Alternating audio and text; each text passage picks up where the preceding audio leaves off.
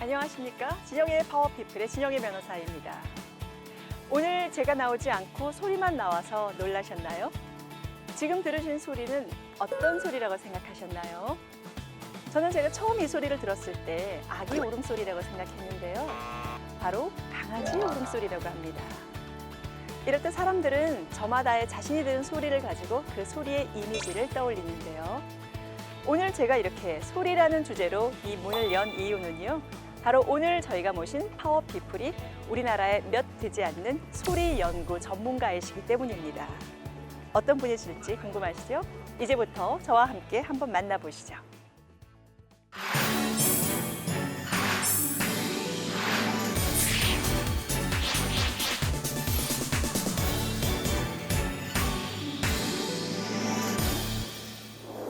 자, 지금 이 문 안쪽에는 바로 오늘의 파워피플이 계시는데요. 소리공학연구실. 과연 소리공학연구실이라는 것은 어떤 일을 하시는 곳인지 참 궁금합니다. 지금부터 저와 한번 같이 들어가 보시죠.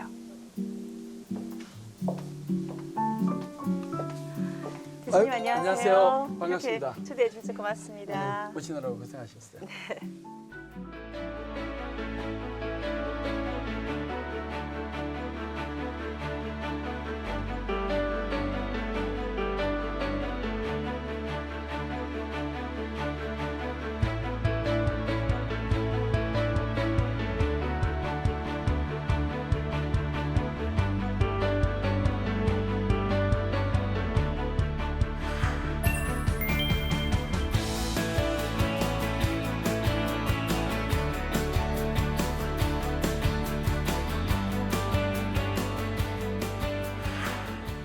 네, 교수님, 저는 사실은 소리공학 연구, 이 말이 어떤 것을 하고 있는지에 대한 구체적인 의미도 아직은 잘 모르겠고요. 네. 또 우리 교수님의 연구실에 물론 처음 와보지만 또 이 많은 수많은 장비들, 굉장히 친숙하면서도 또한 자세히 보면 낯선 장비들이거든요.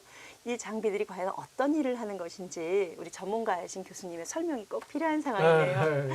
교수님께서 일단 소리공학 연구라는 것은 어떤 일인지부터 한번 말씀을 좀 해주시기 바랍니다. 네, 소리에 대해서 아무튼 관심을 가져주셔서 정말 감사드리고요. 이제 이 소리 연구라 그러지 왜 공학을 굳이 붙였느냐 이제 네. 그거는요. 이 소리, 즉 주변에 들리는 이런 소리를 분석하고 규명해 가지고 네. 실생활에 더 유익한 기술을 제공해 주기 위한 거예요. 소리를 분석해서 실생활에 네. 유용한 기술을 제공한다. 네, 여러 사람들이 이제 더 유익하게 쓸 수 있는 네. 그야말로 홍익 사상이 깃들어진 기술이라고 저희들은 이제 자부를 하는 거죠. 네. 그래서 이제 그런 것들이 뭐가 있겠느냐. 네. 이제 주변에 많아요. 그래서 여기 이렇게 보시면은 주로 있는 그런 것들이 예를 들면은 물이 흐를 때 이렇게 폭포가 이렇게 흘러내릴 때 네. 그래도 샤 그런 소리가 있는데 네. 그 샤하는 소리에는 모든 음계들이 다 들어있어요. 네. 그래서 그런 걸 뽑아가지고 멜로디 폭포를 만든다든가. 아, 소리로 만든 멜로디 폭포요. 네. 그 멜로디 폭포라는 말은 또 처음 들어보죠. 네, 처음입니다. 네, 저희들이 이제 전국에 폭포들을 조사를 해보니까 물 떨어지는 소리는 동일한데 네. 정방폭포에서는 샤 하는 게 파음 위주로 나오고 네. 또 그 바로 천재연 폭포 뭐 이런 쪽에서는 또 다른 음계가 나오더라고요. 아, 폭포별로도 또 각자의 고유 음계가 예. 있는 거군요. 그래서 그런 원리를 가지고 작은 폭포를 여러 개 만들어 놓고 그거를 흘렀다 안 흘렀다 하면서 이제 멜로디를 만들어내는 네. 그런 원리라고 할 수 있습니다. 그럼 일종의 소리를 가지고 어떤 실생활에 쓰는 거죠. 마치 작곡이나 또는 네. 음악을 연주하시는 것 같은 그런 느낌도 드는데요. 그렇죠. 네. 예, 또 물이 흐르면은 우리는 물이 흐르면 그냥 보는 거에 만족하지 않잖아요. 네. 손을 한번 대보고 싶고 그러죠. 네네. 그래서 폭포의 어떤 위치별로 음계를 달리 한다든가 뭐 이제 이런 것도 우리가 할 수 있는데 아무튼 주변에 이제 널려 있는 이런 소리를 분석하고 규명해 가지고 네. 실생활에 더 유익하게 이제 쓰는 거예요. 예. 그리고 또 목소리도 이제 그 중요한 건데 네네. 지금 이렇게 화면에 네. 우리가 말을 하면 막 파형이 나오잖아요. 안 그래도 제가 지금 교수님 방에 들어왔을 때부터 이 켜져 있었던 이 모니터에서 이 파장이 어떤 걸 의미하는 것일지가 상당히 궁금했었는데요. 교수님 이건 뭔가요? 이게 이제 성문 분석기라고 그래요. 소리 성문 성자에 분석기. 지문 문자를 써가지고 목소리를 분석한다라는 예. 뜻인가요? 그래서 이제 우리 변호사님 목소리도 어떤 그 유형의 목소리인지를 규명을 네. 할 수가 있어요. 네. 이걸 하면은 뭐 키도 알 수가 있고 목소리를 또, 가지고요. 그다음에 또 이 발성 기관에서 뭐 치아라든가 뭐 이런 네. 것들도 구조도 알 수가 있고 뭐 다양하게 분석할 수가 있는 것이죠. 갑자기 무서워지고 있습니다. 목소리 하나를 가지고 그 사람의 키며 또 심지어 치아 구조까지도 알 수 있다고 하시니까. 그렇죠. 체중도 알 수가 있고. 이 소리가 많이 이제 있다 보니까 저한테는 이상하게 말을 안 하려고 그래요.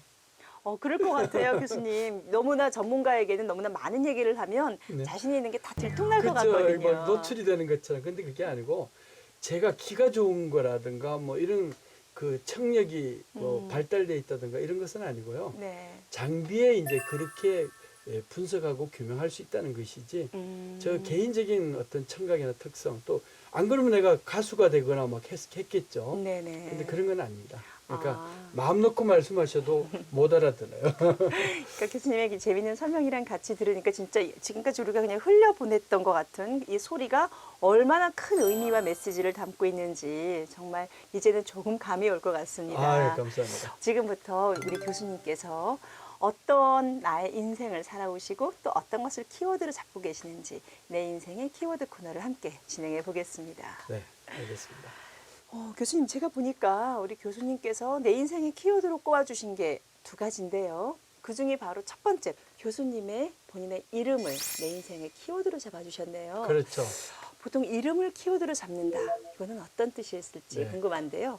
그 이제 저희는 시골에서 자랐어요. 네. 그 시골에서 자라다가 보면은 또 그 당시에는 제가 자랄 당시에는 가족이 되게 많았어요. 네. 제가 이제 팔을 형제 중에 둘째 아들로 이제 자랐는데 장남하고 우리 형님하고 차이가 한 10년 이상 차이가 나요. 네. 왜냐면 그때 해방동이셨고 뭐 6.25 뭐 이런 거 막 겪어가지고 네네. 그러다 보니까 제가 장남처럼 자랐어요. 그리고 제 밑에 이제 쪼르륵 하고 제 동생이 있을 거 아니겠어요. 네네. 근데 어느 날 이제 스님이 네. 이 시주 받으러 이렇게 오셨는데 네. 이 받아가기에 되게 미안하셨는지 너무나 많은 저를 형제들을 보고는 모시고. 이제 한 뭐 5살 이렇게 보이니까 네. 얘 이름 있느냐고 그러니까 이름 없어요 그랬더니만 내가 이름을 하나 지어줄 테니까 네. 이걸로 인해 가지고 나중에 그 훌륭하게 되면 다 내 탓이라고 생각을 하라고 그래서 이름을 지어주신 게 배자 명자 진짜예요. 그러니까 네. 한문으로 풀이하면은 밝을 명자에 떨칠 진짜인데 그게 진동할지 진짜고 소리 진짜예요. 그러다 보니까 소리로 유명하게 된다. 네. 이제 이런 뜻인지 그때는 몰랐죠. 네. 그래서 나중에 이제 점차 소리에 대해서 관심을 가져가지고 막 이렇게 자라면서 그게 현실화가 되고 나니까 네. 이제는 그 스님이 누구신지 좀 연락을 해주셨으면 그런 바람이 있습니다. 거의 뭐 사실상 이 평범한 스님이 아니라 반은 도인이신 것 같다는 생각도 그렇죠. 드는데요. 네. 혹시나 우리 배명진 교수님께 그때 이름을 지어주신 스님이 있으시면 꼭 한번 이 방송을 보고 우리 교수님께 연락을 한번 하셨으면 좋겠네요. 기대하겠습니다. 네. 예. 그리고 우리 교수님께서도 두 번째 보니까 네. 라디오를 내 인생의 키워드로 잡아주셨어요. 사실 근데 라디오라고 하면 정말 꼭 소리 전문가인 우리 교수님은 말하실 것도 없겠지만 일반적인 사람들도 소리의 대표적인 도구 라디오 아닐까 싶은데요. 맞습니다. 네. 라디오가 우리 또 교수님의 내 인생의 키워드가 된 것은 또 남다른 사연이 있을 것 같은데요. 예, 그렇습니다. 그 이제 제가 한 5살 이런 무렵에 네. 제 아버지가 손재주가 되게 좋으셨어요. 그래서 막 6.25 사변 때 폭격 맞아가지고 이렇게 축음기라든가 전축이라든가 라디오가 고장이 많이 났었는데 네네. 그걸 한 10년 동안은 잘 살아보세요 그러면서 이렇게 쌓아놓고 있다가 그 이제 제가 한 5살, 3살 이런 무렵에 네. 막 이제 가지고 와가지고 이 동네에서 소문이 나니까 고쳐달라고 막 그랬었어요. 네. 그래서 이제 그 고치는 걸 옆에서 보지 않았겠어요. 예. 그럴 때 막 그 목장갑에 이 그 재봉틀 기름이 막 묻어 있고 냄새가 막 나거든요. 네네. 아, 그걸 보면서 나도 저거 한번 해봤으면 만져봤으면 이런 그 느낌을 많이 받았는데 네. 이제 그거를 이렇게 만지고 하는 걸 좋아하니까 네. 저희 외삼촌이 이 병력을 이제 마치시면서 제대를 하시면서 예. 서울에 들려가지고 광석 건파 라디오를 하나 사주셨어요. 광속 건파 예, 라디오. 광석이라는 건 돌이고요. 네네. 이 돌로 만든 라디오예요. 그러니까 아주 돌로 초보적인 그런 라디오를 우리는 광석 건파기라고 그러는데 예. 그거는 아주 지금 보면 뭐 선 몇 개만 연결하면 되는 그런 건데 네네. 그때는 그렇게 그걸 바라보니까 막 우아하고 이제 신기하고 막 그랬었죠. 네. 근데 이제 그 라디오라는 것은 방금 말씀하셨듯이 소리를 내는 대표적인 기계잖아요. 기계죠. 네. 그때 소리 나오는 것은 결국은 뭐 이 태엽을 감아가지고 추궁기를 돌리거나 아니면 진공관 전축을 하거나 뭐 라디오에서 나오는 건데 그게 앞에서 막 기다린 거죠. 네네. 조그만 사람이 걸어 나올 것이다. 근데 안 나오더라고요. 아, 라디오 안에 예. 사람이 들어가서 말을 하는 줄 알고요. 그렇죠. 왜냐면 누구도 이야기를 안 해주니까 분명히 작은 소리가 나오니까 네네. 작은 사람이 들어가 있을 것이다. 이런 생각을 한 거예요. 예전에 한때 진짜 네. 아이고야 빨리 꺼라 저 사람도 밥 먹으러 가야지라고 어떤 할머니가 얘기하실 때는 그 느낌이 갑자기 생각이 그렇군요. 나는데요. 네. 아무튼 그 말은 제가 처음 들었어요. 감사하고요. 그래가지고 이제 그 라디오 막 이렇게 하니까 우리 그 외삼촌이 네. 제대를 하면서 그것을 이렇게 저한테 선물로 주셨는데 네. 그거를 아무리 하더라도 소리가 안 들리더라고요.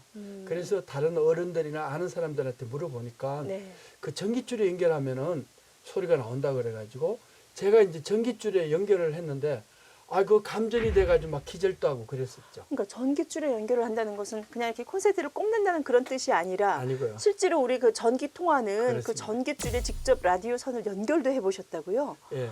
그 큰일 날 당시에는 뻔하셨네요. 이 벽이라든가 이런데 뭐 콘센트가 이렇게 숨어 있고 그러지 않고요. 네. 그냥 전깃줄이 전등을 통해서 줄로 이렇게 보였어요. 집들이 전부 다 이제 허수라고 그래가지고 그런지 몰라도 그러면 거기에 이렇게 까가지고 막 이렇게 네. 만지고 그랬는데 그래서 감전당하는 사람이 많았었어요.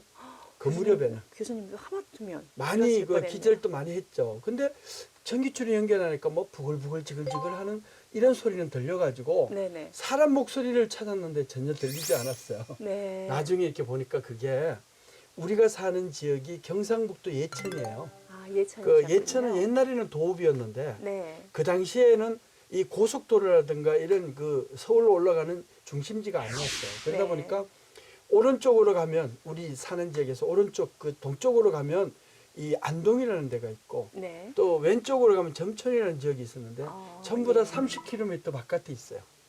아. 그러니까 이렇게 광석 건파기 아주 초보적인 라디오가 소리가 나려면은 적어도 그거는 한 몇 킬로미터 이내에 송신탑이 있어야 돼요. 아, 근데 너무 결국은 멀리 전파를 해가지고 잡을 예. 수가 없어서 소리가 안 난 거였었는데 그렇습니다. 우리 교수님은 감전사를 무릅쓰고 네. 전구에 있는 전선까지도 연결을 하면서 그 라디오를 어떻게든 간에 소리가 나게 해보려고 하셨군요. 그러니까 지글지글 거리는 것이 전압이 높아가지고 타는 막 부품이 타는 거였는데 네네. 그것도 모르고 소리가 난다고 좋아했었죠. 아. 그래서 이제 만약 그때 그게 동작을 했었으면 네. 제가 이렇게 라디오라든가 음. 이런 전자공학도가 되지는 않았을 것이라는 거죠. 아, 그게 무난하게 그냥 탁 켰을 때 소리가 나기 시작했으면 예. 아, 그냥 원래 이런 건가 보다. 만들어서 그냥 라고 소리가 하셨을 나면 텐데. 다들 만들어놨는데 내가 뭐 거기에서 기여할 게 없잖아요. 네. 그런데 이게 소리가 안 나니까 뭔가 기여를 해야 되겠다는 생각이 들어서 소리를 내기 위한 하나의 발버둥이었고 그 소리를 내기 위해서 전자공학도가 된 거예요. 그때가 혹시 몇 살쯤이셨을까요? 그때가 이제 그 노력을 초등학생이었어요. 한 3학년 정도가 됐을 무렵이죠. 초등학교 3학년 때 네. 그 라디오를 소리를 열심히 내기 위해서 만들었죠. 그렇게 장시간 동안 네. 한 군데 몰입할 수 있다는 건 정말 어찌 보면 초등학교 정도의 아이에게는 기대하기 어려운 집중도인데요. 그렇죠. 아마 이제 그게 결국은 교수님의 평생의 이 인생의 친구가 된 소리에 대한 첫 번째 가장 끈끈한 매듭의 인연이 아니었나 싶네요. 그렇습니다. 그래서 이제 중학교를 가가지고 네. 그 라디오 조립 경연대가 있더라고요. 라디오 예, 조립 예, 뭐, 경연대도 있었군요. 도청이 이제 주재하는 것도 있고 전국이 주재하는 데 있는데 네. 그런 데서 막 대상도 받고 그랬어요.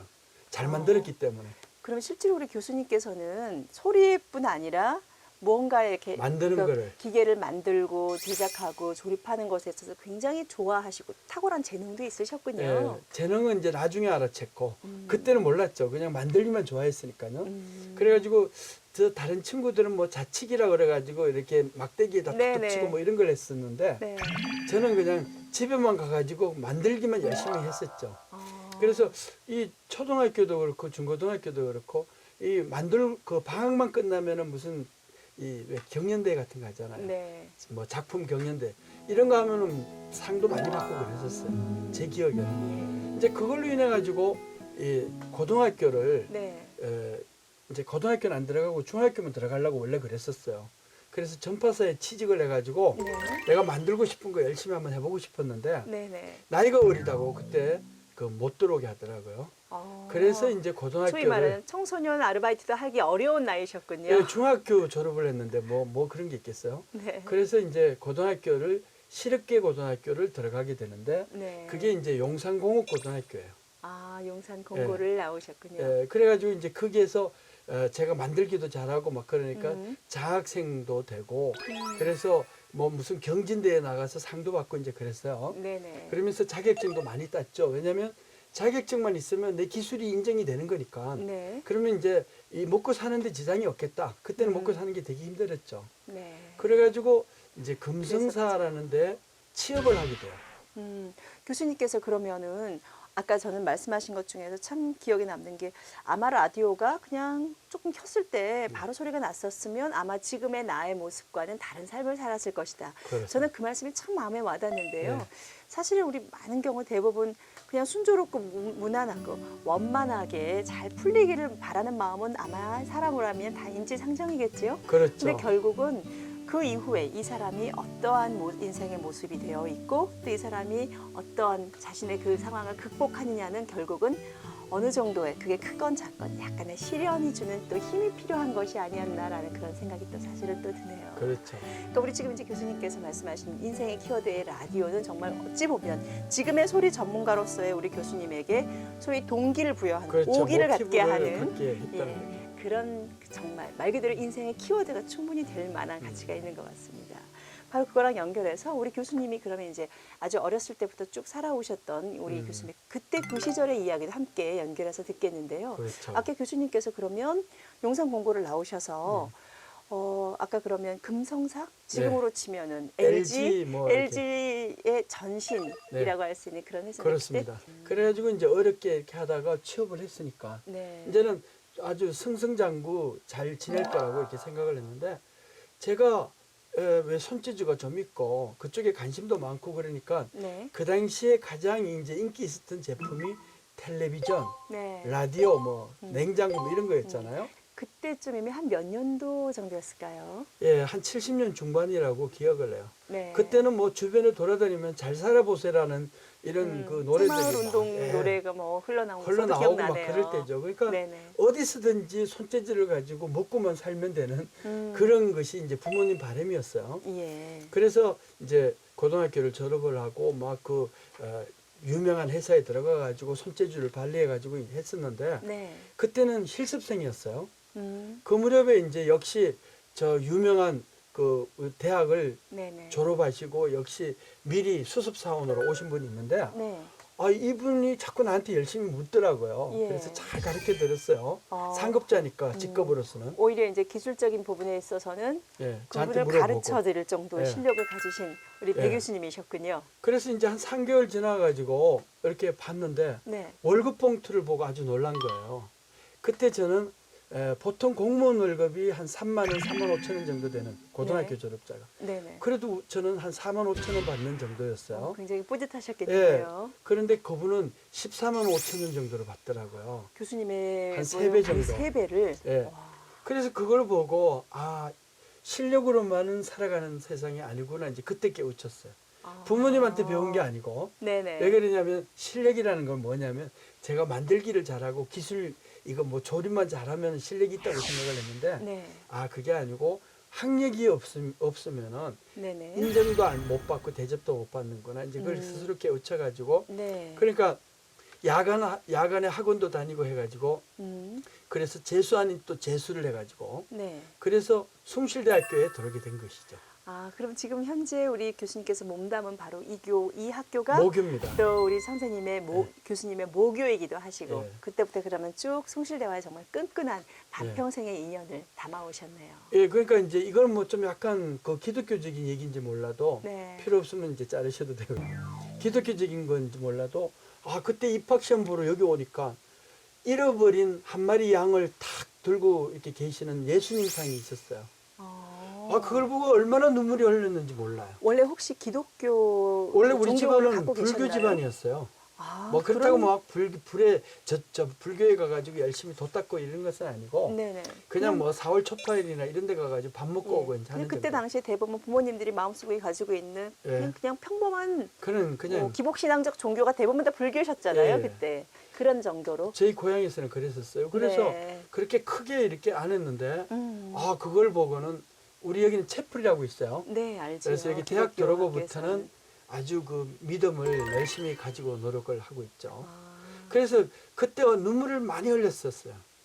왜냐하면 제가 대학을 들어오기까지 2년이나 시간이 지체가 돼버렸거든요. 그래서 저 동기보다는 2년이나 늦어진 거잖아요. 네. 그러니까 늦어졌다는 이런 부담감은 그때부터 많이 가졌는데 이제 대학을 들어오니까 그렇게 재미가 있더라고요.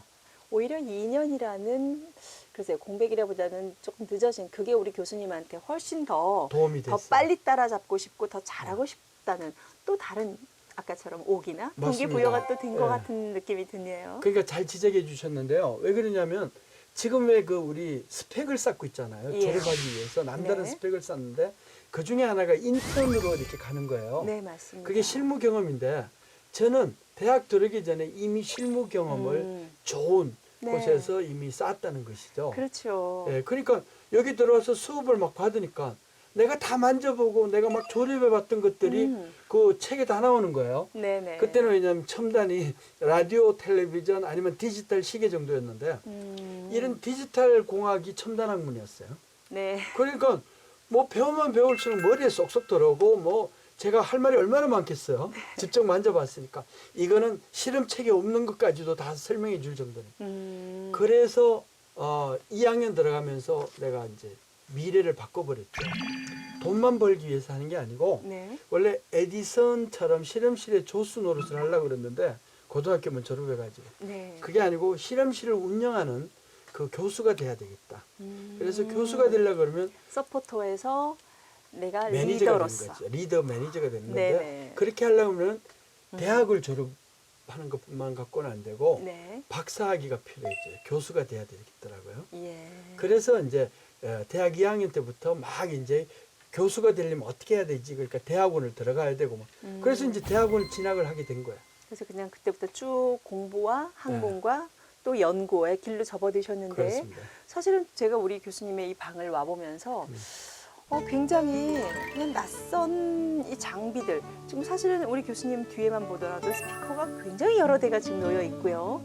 이 컴퓨터도 이 모니터에는 지금 저와 교수님께서 나누고 있는 이 대화의 음성이 그렇습니다. 이렇게 파장으로 다 변환돼서 또 나타나 있고 우리 교수님께서 정말 소리라는 이 여러 가지 공학적인 이 장르 중에서 그 중에서도 소리를 선택하시게 된 이유는 어떤 것일까? 그것도 참 궁금해서 여쭤보지 않을 수가 없는데요. 예.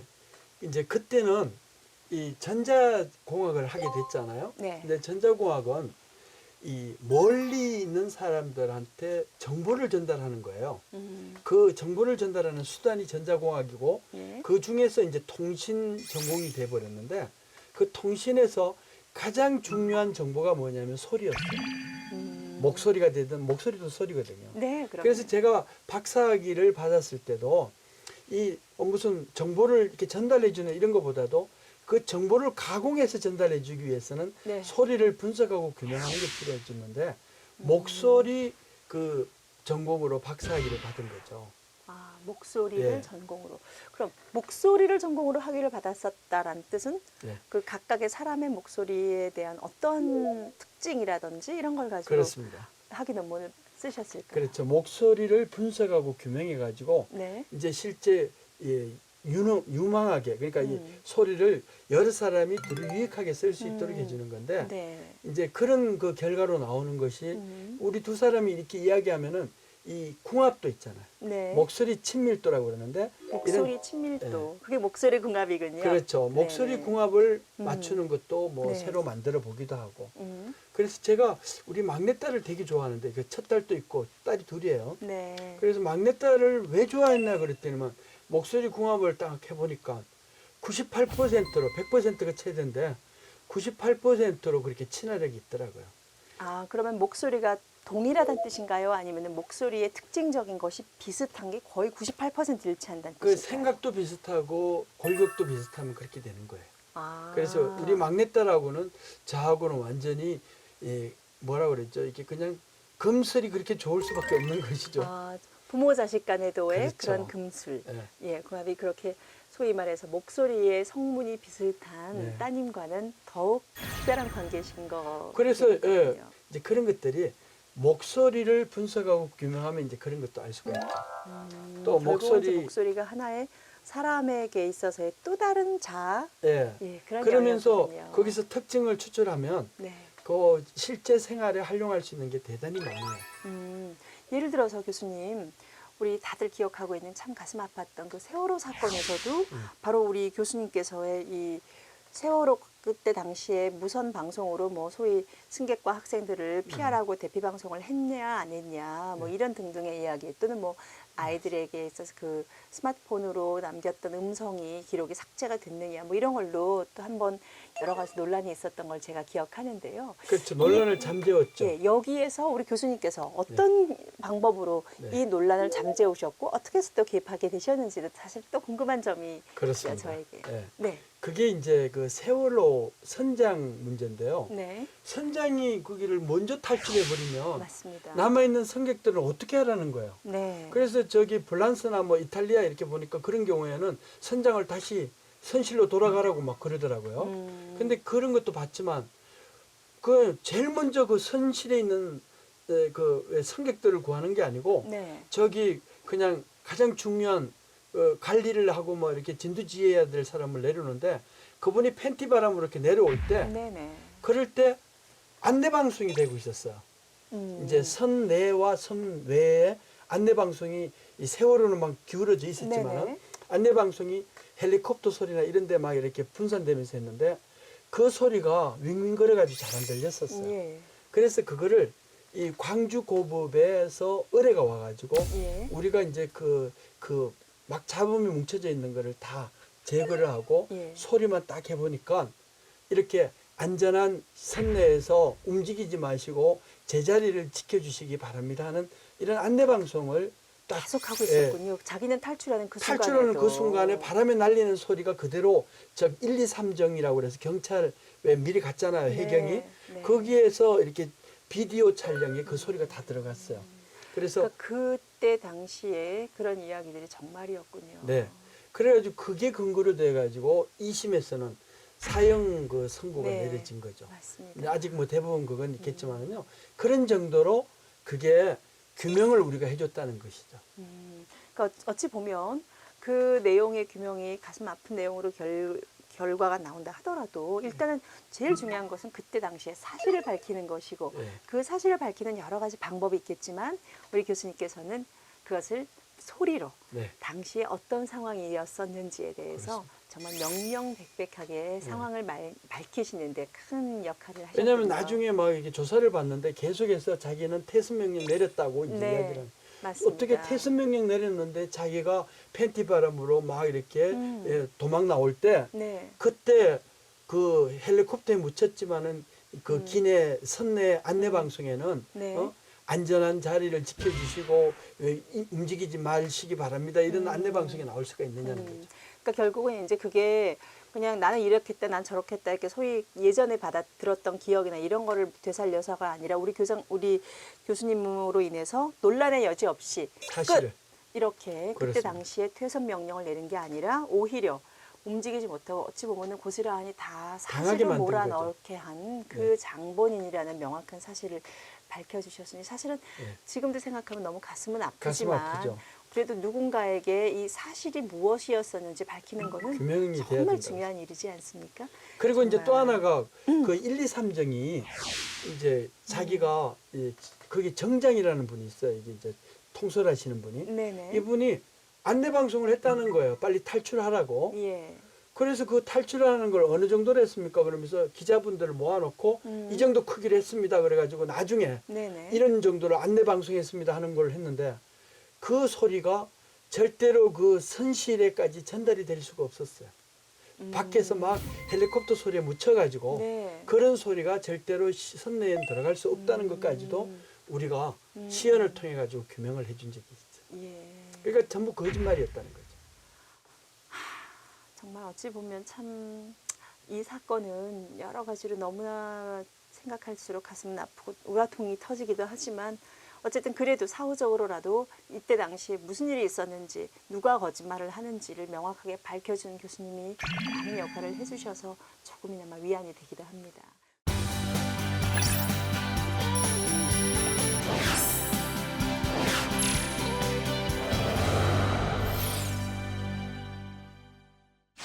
제가 오늘 우리 교수님 사무실 여기 와서 좀 특별한 이 촛불이 눈에 띄는데요. 그렇죠. 즉 우리 교수님께서 가지고 계신 많은 소리에 관련된 재미있는 장비가 있다는 말씀을 오늘 제가 살짝 언지를 받고 왔거든요. 예. 예, 오늘 우리 교수님께서 저에게 한번 보여주실, 우리 시청자분들에게 시연을 해주실 수 있는 재미있거나 또는 깜짝 놀랄 만한 소리의 장비가 있다면 어떤 것이 있는지 한번 좀 부탁드릴 수 있을까요? 네.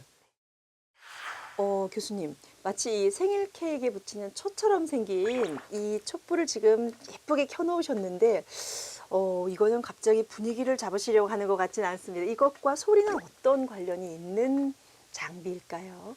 아마 이 촛불 이렇게 킨 거는 이게 촛불로 원래 실험을 하려고 그랬던 건 아니고 네. 우리 진 변호사님과 딱 어울릴 것 같아서 제가 이렇게 분위기를 잡아드린 거예요. 아, 분위기를 너무 잡은 건 고맙습니다. 맞습니다. 이제 여기 이렇게 불을 킨 거는 뭐냐면은 네. 우리가 불을 소리로 끄기 위한 소리 소화기를 소개해드리기 위한 거예요. 아, 불을 네. 소리로 끈다? 네.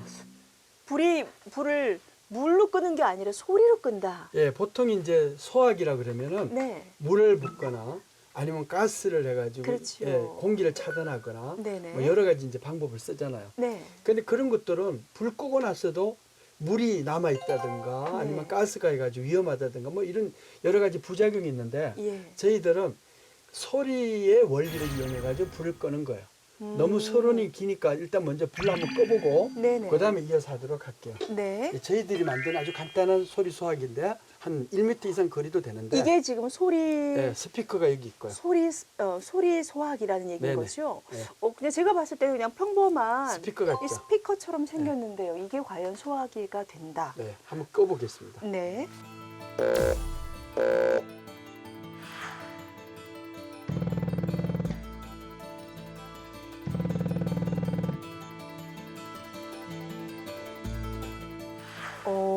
놀라셨죠? 네. 근데 교수님, 예.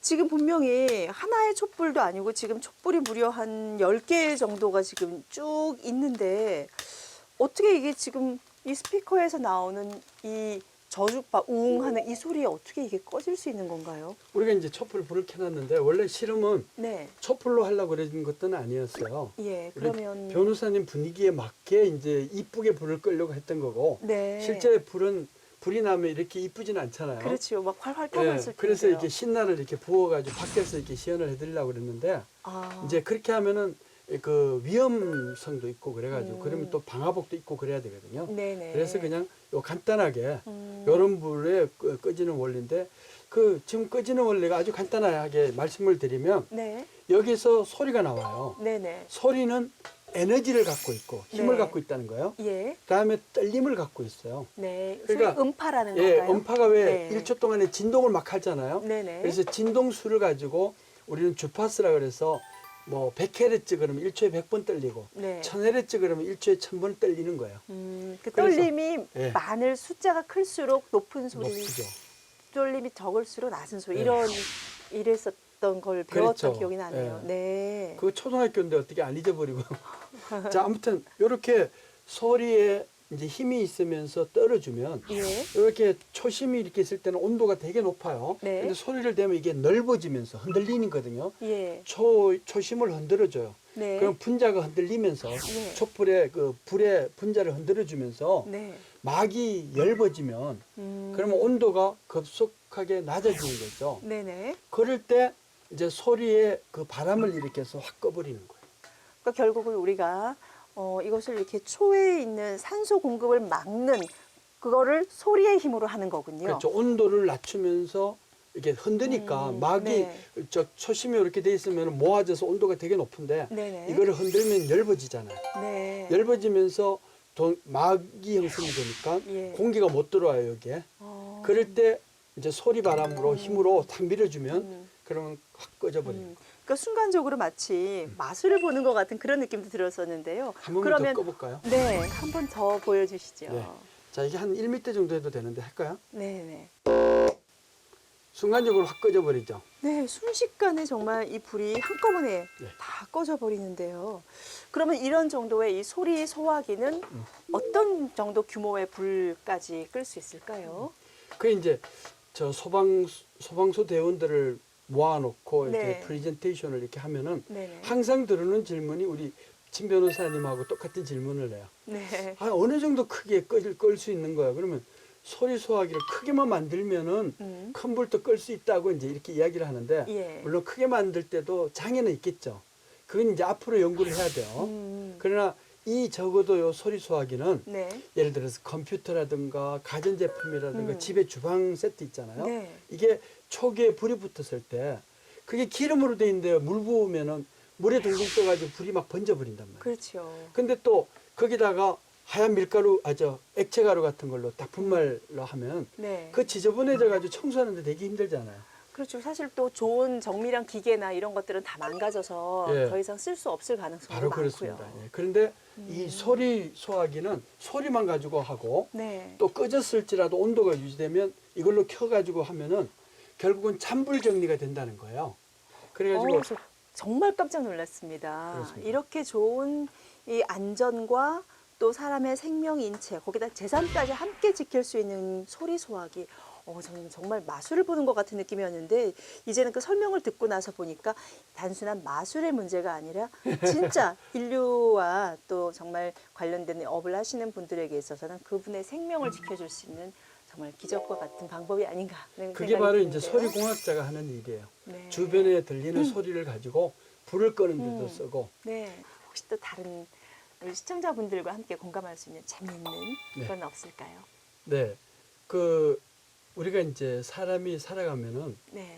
이 귀의 그 소리를 네. 귀가 이제 좋을 때는 뭐 사람은 20헤르츠부터 2만 헤르츠까지 듣는다 이렇게 알려져 있잖아요. 예. 앞에서도 이야기했듯이 헤르츠라는 것은 소리가 떨림이기 때문에 떨리는 숫자예요. 1초 동안에. 네네. 그러니까 20헤르츠라 그러면 1초에 20번 떨리고 네.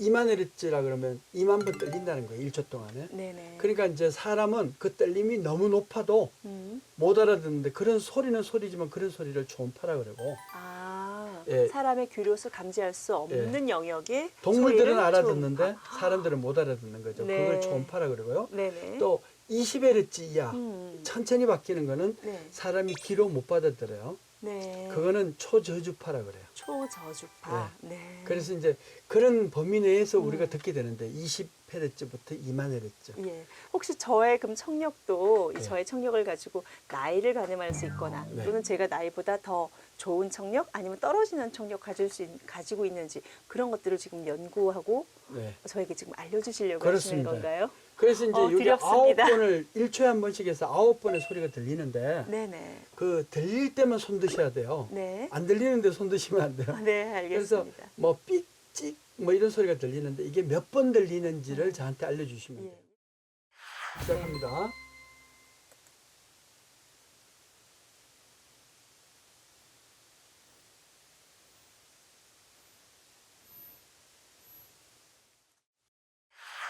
몇 번 들렸어요? 저는 한 번 들렸습니다. 한 번 들으셨어요? 네, 한 번. 약하게 들려요? 잘 들려요? 약하게 들렸어요. 약하게요. 네. 이제 이게 예를 들어서 9번 다 듣는 사람도 있고 네. 그 다음에 한 번만 듣는 사람도 있고 그래요. 네. 그 이제 한 번 들으시면은 제가 나이를 맞춰 드릴게요. 10에서 한 번을 빼요. 들은 거를. 10에서 한 번을 빼요. 네. 그럼 9가 나오죠. 예. 거기다가 5살을 곱하면 45에서 50살의 청력 연령을 갖고 있다. 이렇게 보는 거예요. 와, 교수님. 많이 나왔다고. 맞습니다. 그렇죠. 네. 그게 이제 청력 연령을 측정하는데 바로 사람은 갓 태어났을 때는 2만 헤르츠까지 소리를 듣지만 이게 1년이 지남에 따라서 계속해서 이제 퍼센트지가 달라요. 그래서 10년에 5%씩 못 듣게 되는 거예요. 이 청력 주파수를. 진짜 오늘 이런 아까 소리로 불을 끄는 소리 소화기와 또 청력으로 연령을 진단하는 연령 테스트까지 진짜 소리라는 것이 어마어마한 많은 분야에서 정말 엄청난 진단을 할 수 있고 또 이것을 사회적인 정말 좋은 발명품으로까지 사용할 수 있다는 것에서 저는 오늘 참 소리에 대해서 또 굉장히 좋은 걸 많이 배웠습니다. 감사합니다. 자, 이번에 이제 저희 마지막 코너인데요. 네. 바로 진영의 파파라치라는 네. 코너입니다. 즉 이 파파라치 코너는 오늘 출연해 주신 파워피플께서 본인이 가지고 계신 사진 중에서 아주 큰 의미가 있는 사진을 한번 보여주시면서 시청자분들과 그 사진의 의미를 공유하는 시간인데요. 자, 우리 교수님께서 오늘 준비해 주신 파파라치 사진은 무엇인지 같이 한번 보겠습니다. 네. 오늘의 파파라치 추천 사진이 바로 이 사진이군요. 네, 컬러가 아니어서. 이거는. 네, 근데 저는 굉장히 이 사진을 보니까 저 뒤에 나와 있는 저 TV 브라운관 네. 그리고 또 정말 요새는 거의 보기 힘든 뭐 타자기인가 아니면 워드 프로세서일까요? 하여튼 저 기구들도 굉장히 고색 창연해 보이기도 하고 제일 중요한 것은 아마 여기 계신 이 두 분의 장발 네. 굉장히 고색 창연한 사진인 듯한데요. 이 사진은 어떤 의미를 담고 계실까요? 그 이제 이 장발을 보면은 그 시기가 나오는데 아무튼 그때는 이 동해 바다에 고래 잡으러 가자는 노래가 유행이었어요.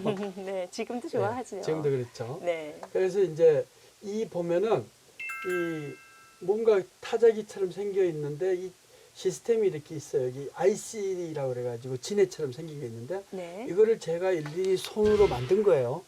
어. 그때 당시는 대학원을 이제 들어가니까 예.